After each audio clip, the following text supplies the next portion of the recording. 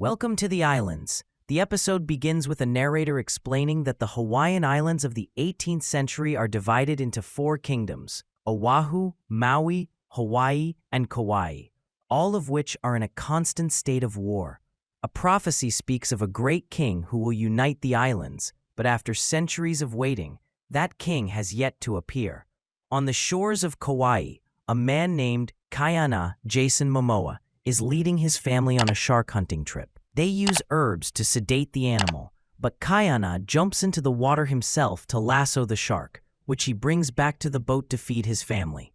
Upon their return, a young Kaua'i child confronts Kaiana and reveals that he is the son of Maui's former chief of war, who is now an outcast.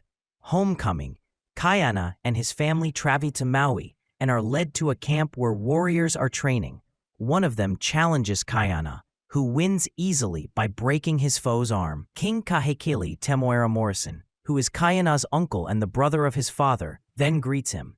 The king asks Kaiana and his family to return to Maui, and we learn that the group had abandoned the army due to the king's aggressive and warlike ways.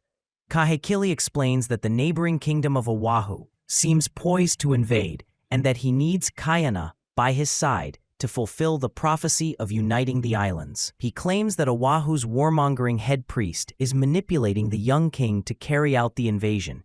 Kaiana tells his family that he wants them to sneak back to Kaua'i, but this creates a split as some want to stay in their homeland.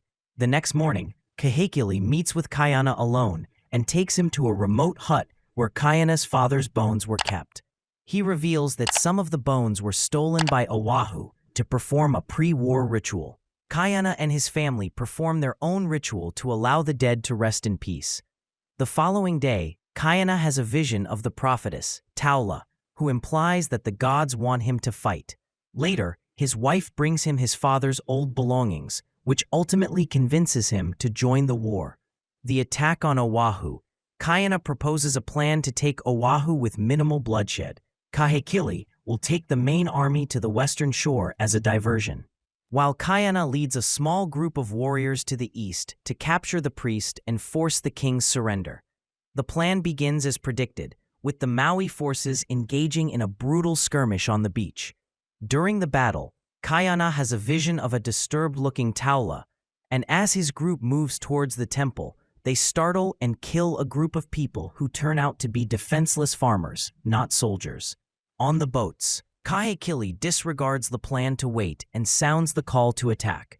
The forces land and immediately begin attacking fishermen and children without provocation.